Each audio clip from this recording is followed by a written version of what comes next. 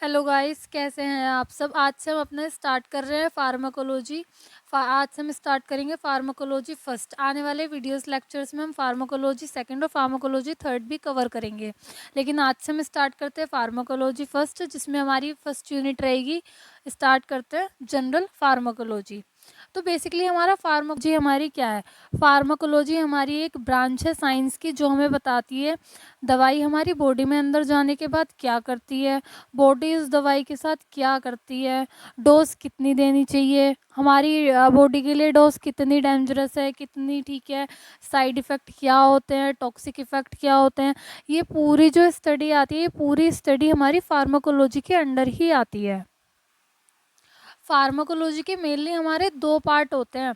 पहला होता है फार्माकोकाइनेटिक, दूसरा हमारा होता है फार्माकोडायनेमिक। ये दोनों ही पार्ट फार्माकोलॉजी के बहुत ही इम्पोर्टेंट है। फार्माकोकाइनेटिक में क्या होता है कि जब हमारी बॉडी जब ये तो बॉडी कैसे रिएक्ट करती है, मेनली जैसे कि 4 स्टेप होते हैं: एब्जॉर्प्शन, डिस्ट्रीब्यूशन, मेटाबॉलिज्म, एक्सक्रीशन। ये चारों ही जो पार्ट होते हैं हमारी बॉडी के प्रोसेस होते हैं। ये कब प्रोसेस होते हैं? जब हमारी कोई भी ड्रग है बॉडी के अंदर जाती है तो हमारी बॉडी कैसे रिएक्ट करती है।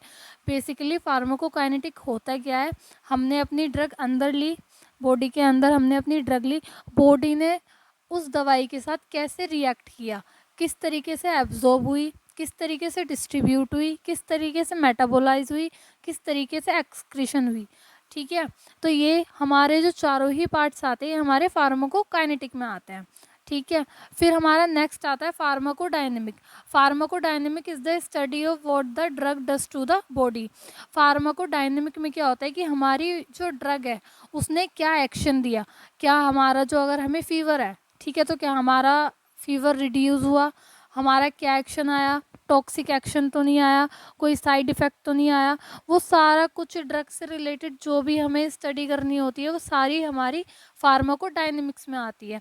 जैसे कि मैं आपको एक एग्जांपल के साथ समझाऊं। हमारी एक ड्रग है, हमने ड्रग ली, ड्रग हमारी बॉडी के अंदर गई, बॉडी के अंदर जाने के बाद में हमारी बॉडी में हर ड्रग का अलग अलग रिसेप्टर होता है। तो हमारी जो ड्रग है वो रिसेप्टर से जाके बाइंड होगी, उसके बाद वहाँ पे जो भी एक्शन होगा, बाइंडिंग के बाद में हमारा एक्शन आएगा, एक्शन होने के बाद में हमारा इफेक्ट आएगा। जैसे कि अगर हमने कोई एंटी इन्फ्लामेटरी ड्रग ली है तो वो इन्फ्लामेशन को ट्रीट करेगी, एंटी बैक्टीरियल ली है तो बैक्टीरिया को ख़त्म किल करेगी, फीवर लिए, फीवर के लिए लिए तो फीवर रिड्यूस करेगी। तो वो हमारा क्या होता है, इफ़ेक्ट होता है जो भी हमारी ड्रग का आता है। तो मेनली ये जो हमारे फार्माकोकाइनेटिक और फार्माकोडायनेमिक, ये जो दोनों ही हमारे टॉपिक है, ये हमें इसी फार्माकोलॉजी फर्स्ट में यूनिट सेकंड में डिटेल में कवर करने हैं। तो अभी आपको केवल बेसिक कॉन्सेप्ट क्लियर होना चाहिए, बाकी हम इन दोनों टॉपिक्स को नेक्स्ट यूनिट में, यूनिट 2 में डिटेल में कवर करेंगे। ओके, अच्छा, तो हमारा फार्माकोलॉजी का पूरा वर्क क्या होता है? डॉक्टर को सही दवाई चूज़ करवाना, क्या डोज होनी चाहिए, किस तरीके से ट्रीटमेंट होना है। तो ये सभी कुछ हमारा किस में आता है? फार्माकोलॉजी में। ठीक है, इसमें बेसिकली काफ़ी सारी टर्म्स हैं, जैसे कि ड्रग हो गए, टॉक्सिकोलॉजी हो गया, साइड इफ़ेक्ट हो गए, एडवर्स इफ़ेक्ट हो गए। तो ये सभी टर्म्स हम आगे आने वाले लेक्चर में पढ़ने वाले हैं। ठीक है, तो पहले हम स्टार्ट करते हैं drug. A drug is a chemical substance used to diagnose, prevent और treat disease in human और animals। हमारी ड्रग क्या होती है? हमारी ड्रग एक केमिकल सब्सटेंस होती है जिसे हम यूज़ करते हैं डायग्नोस, प्रिवेंट और डिसीज़ को ट्रीट करने के लिए। ठीक है, जैसे कि हमारा एग्जांपल हो गया, insulin is a drug use to control blood sugar in diabetes patient. हमारा इंसुलिन जो है उसे हम यूज़ करते हैं ब्लड शुगर लेवल को कंट्रोल करने के लिए डायबिटीज़ पेशेंट में। जैसे कि paracetamol is a drug use to reduce fever and pain. तो ये हमारी क्या है, ये ड्रग से क्या करती हैं, हमारी डिसीज़ डायग्नोज करती हैं, प्रिवेंट करती है और ट्रीट करती हैं। ठीक है, अब नेक्स्ट हमारा आता है toxicology. Toxicology is the study of poison. Toxicology हमारी एक स्टडी है जो हमने दवाई ली है उसका कोई साइड इफ़ेक्ट तो नहीं है, जहरीला, पॉइजन मतलब जहर, कोई हमारी बॉडी में ऐसा हार्मफुल इफ़ेक्ट तो नहीं है। अगर है तो उसे हम किसके थ्रू पढ़ते हैं? Toxicology study. हमारी कोई ड्रग है, हमारी कोई ड्रग आई तो हम उस पर स्टडी करते हैं कि क्या साइड इफ़ेक्ट है। हमारे काफ़ी क्लिनिकल ट्रायल्स चलते हैं जिनमें हम पता करते हैं कि हमारी ड्रग कितनी सेफ़ है, कितनी हार्मफुल है, क्या-क्या साइड इफ़ेक्ट्स हैं। तो हमारी जो अगर हम बोले तो ज़हरीली, हमारी दवाई का कोई ज़हरीला इफ़ेक्ट तो नहीं है, वो हम किस में पढ़ते हैं? टॉक्सिकोलॉजी में। तो toxicology is the study of poison, toxic substance, their effects on the body and how to detect, treat और प्रिवेंट पॉइज़न। इसमें क्या होता है, अब मान लो हमारी कोई ड्रग है, ठीक है, उसने हमारी बॉडी में पॉइज़न यानी कि जहरीला इफ़ेक्ट दे दिया, तो हम उसे कैसे ट्रीट करेंगे, किस तरीके से उसे हम ठीक कर सकते हैं, किस तरीके से हम उस कंडीशन को संभालेंगे, ये क्या उसका एंटीडोट है। पॉइज़न के भी तो एंटीडोट्स होते हैं, फिर हम उनके एंटीडोट्स बनाते हैं अगर इन कंडीशन इमरजेंसी पड़ जाए तो उस सभी स्टडी को हम टॉक्सिकोलॉजी कहते हैं। जैसे कि इसका एक यहाँ पे एग्जांपल है, हमारे जो पैरासीटामोल होती है, अगर उसे हम नॉर्मल डोज में ले तो वो हमारे लिए सेफ़ होती है, बट अगर उसे हम थोड़ा ओवरडोज कर दे तो वही हमारा लीवर डैमेज कर सकती है। तो हम हाँ, ये जो हमारा लीवर डैमेज हुआ, हमने ये जो स्टडी करी हमने किस में करी? यही तो हमारी टॉक्सिकोलॉजी स्टडी है, ठीक है। नेक्स्ट हमारा आता है chemotherapy. Chemotherapy is the treatment of disease using chemical substance, especially to kill or stop the growth of harmful cell like bacteria, virus और कैंसर सेल। कीमोथेरेपी हमारी क्या है? कीमोथेरेपी हमारा एक प्रोसेस होता है जिससे हम अपनी किसी भी डिसीज़ को ट्रीट करते हैं, ठीक है। वो हमारे केमिकल सब्सटेंसेस होते हैं, स्पेशली जो हमारे जो कैंसर सेल होते हैं या हार्मफुल सेल होते हैं या बैक्टीरिया, वायरस, इन सबको क्या करते हैं? इन सबको स्टॉप करते हैं, किल करते हैं। ये हमारा एक प्रोसेस होता है कीमोथेरेपी। जैसे कि हमारा एग्जांपल है, antibiotic like amoxicillin are used to kill bacteria. हमारी जो एंटीबायोटिक है एमोक्सिसिलिन, वो क्या करती है? बैक्टीरिया को किल करती है। तो यहाँ हमारा क्या हुआ? ये हमारा एक कीमोथेरेपी प्रोसेस हुआ। नेक्स्ट हमारा आता है adverse effect. An adverse effect in an unwanted or harmful reaction caused by a drug or treatment.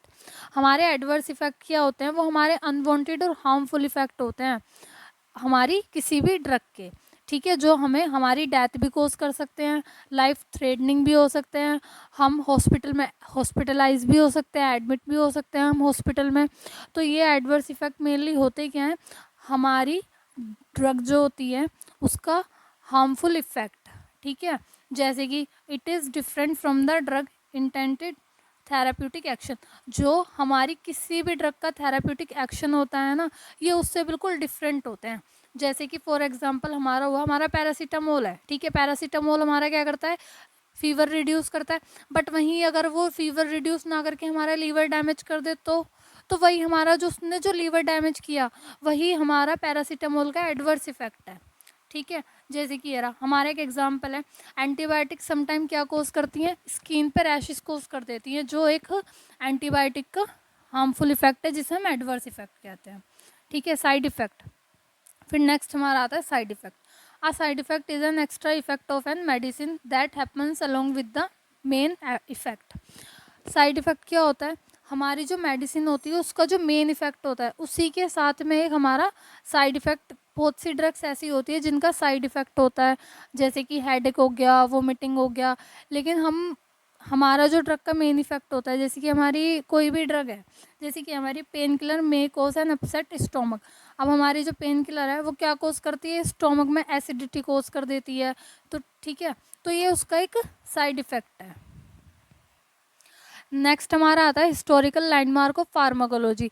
Mainly ये वाला जो टॉपिक है हमारा हिस्ट्री जो है, ये हिस्ट्री वाला पोर्शन जो है, ये ज़्यादातर हमारे एग्जाम में आता है नहीं, बट 2 मार्क्स में, कभी कभी 7 मार्क्स में, कभी कभी बहुत रेयर चांसेस होते हैं कि पूछ लेते हैं।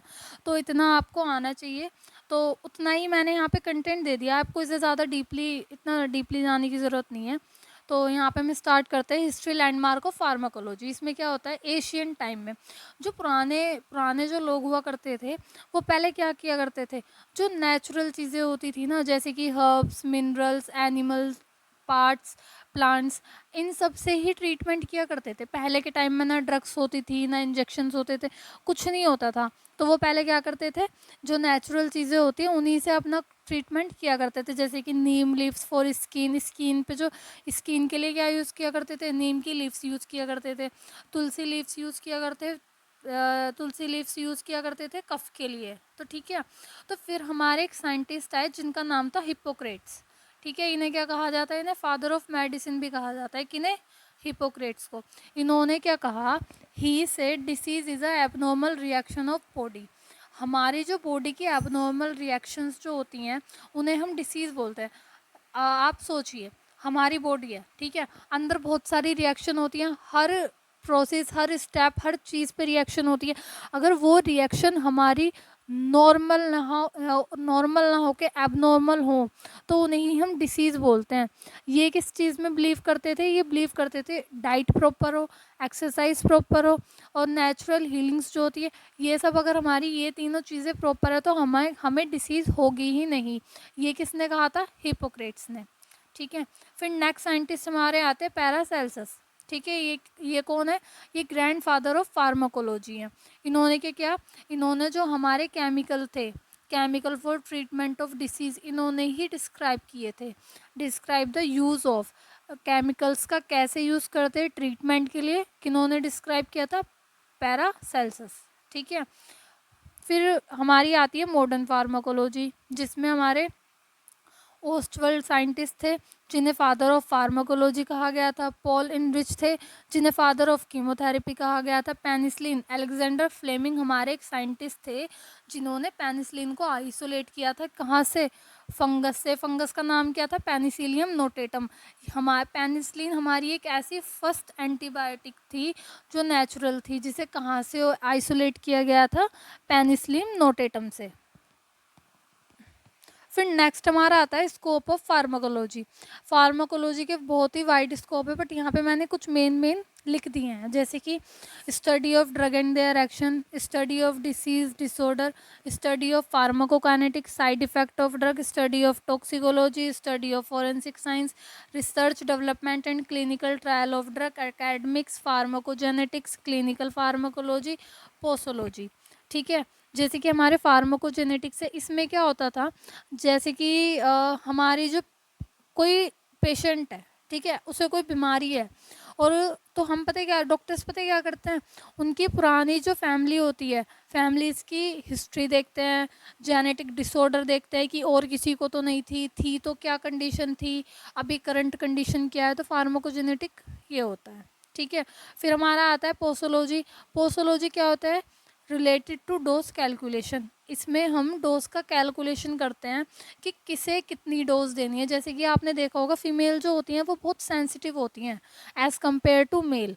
ठीक है, तो हम पोसोलॉजी में क्या देखते हैं कि फीमेल, आपने कई बार देखा भी होगा कि फीमेल जो होती हैं वो सेंसिटिव होती हैं, तो उनकी जो डोज होती है ना वो भी लो होती है as compare to male. Male की हाई हो सकती है बट फीमेल की जो होती है,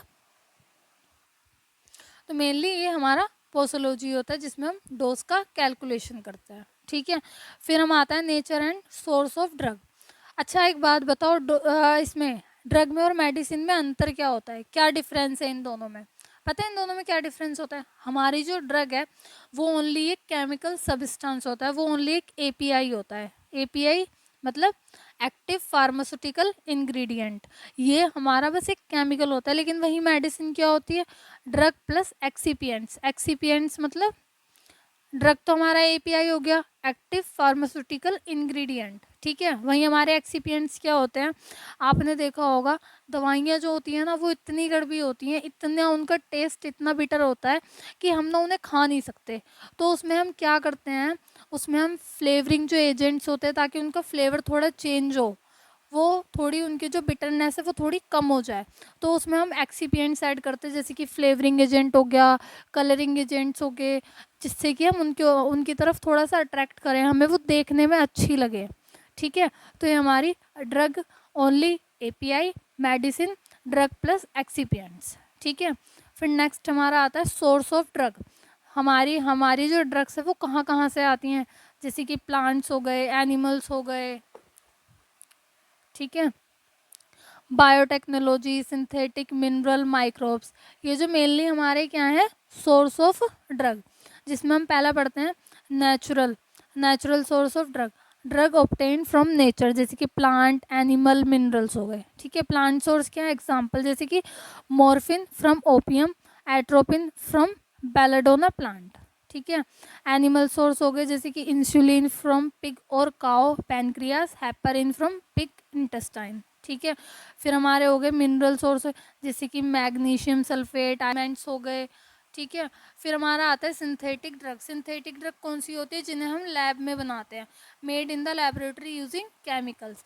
केमिकल्स का यूज़ करके हम लैब में बनाते हैं, उन ड्रग्स को हम सिंथेटिक ड्रग्स बोलते हैं, जैसे कि पैरासीटामोल हो गई, एस्प्रिन हो गई, सल्फेनोमाइड्स हो गए। तो ये जो सभी तरीके की जो ड्रग्स होती हैं इन्हें हम लैब में बनाते हैं, जिन्हें क्या बोलते हैं? सिंथेटिक ड्रग्स, ठीक है। फिर हमारा आता है semi synthetic drugs. Natural drugs modified in lab to improve them. हमारी जो नेचुरल ड्रग होती हैं उन्हें हम लैब में मॉडिफाई करके उन्हें इम्प्रूव करके बनाते हैं, जैसे कि जैसे कि हमारा हो गया एमोक्सिसिलिन फ्रॉम पेनिसिलिन। पेनिसिलिन एक क्या है? एंटीबायोटिक। कौन सी एंटीबायोटिक? जो हमारी फर्स्ट एंटीबायोटिक थी। क्या ये नेचुरल है? किसने बनाई? कहाँ से आई? पेनिसिलिन हमारी फंगस से आई। क्या था फंगस का नाम? Penicillium notatum. फिर नेक्स्ट हमारा आता है microbial source. Drug made using micro organism, जैसे कि बैक्टीरिया हो गए, फंगाई हो गया, ठीक है। जो हम बैक्टीरिया और फंगाई को यूज़ करके जो हम ड्रग बनाते हैं उन्हें हम कहते हैं माइक्रोबियल सोर्स, ठीक है। फिर बायोटेक्नोलॉजी एंड जेनेटिक इंजीनियरिंग, यानी कि हम इसमें न्यू मेथड यूज़ करते हैं, uses DNA technology to make drug, जैसे कि एग्जांपल हो गया मोनोक्लोनल एंटीबॉडीज़। ये मोनोक्लोनल एंटीबॉडीज़ होती क्या है? जो हमारी बॉडी में रियल एंटीबॉडीज़ होती हैं ना, वैसे ही हम इन एंटीबॉडीज़ को हम लैब में बनाते हैं कोई भी एक टारगेट सेट करके, ठीक है। वो बिल्कुल एक्चुअल हमारे वैसा ही काम करती है जैसी हमारी रियल एंटीबॉडीज़ होती हैं ना, तो वैसा ही ये मोनोक्लोनल एंटीबॉडीज़ काम करती है। बस इनमें ये फ़र्क होता है कि हम इन्हें लैब में बनाते हैं, ठीक है। फिर हमारा आता है मैराइन सोर्स, ठीक है। ड्रग फ्रॉम सी प्लांट्स और एनिमल्स, जैसे कि कॉन्टोक्सिन फ्रॉम सी स्नेल्स। तो ये हमारा पूरा था सोर्स ऑफ ड्रग। अब नेक्स्ट हम पढ़ेंगे नेचर ऑफ ड्रग। तो हमारा मेनली इसमें कितने लेने, जैसे कि ये है नेचर ऑफ ड्रग्स में हमारे क्या होते हैं, मेनली हमारे 2 टाइप्स के होते हैं, जैसे कि ऑर्गेनिक ड्रग्स और इनऑर्गेनिक ड्रग्स। ऑर्गेनिक ड्रग्स क्या होती हैं? कंटेन कार्बन, ये कार्बन कंटेन करती हैं। इनऑर्गेनिक नो कार्बन चेन, यहाँ पे हमारा कार्बन नहीं होता है। ये हमारे कहाँ से आते हैं?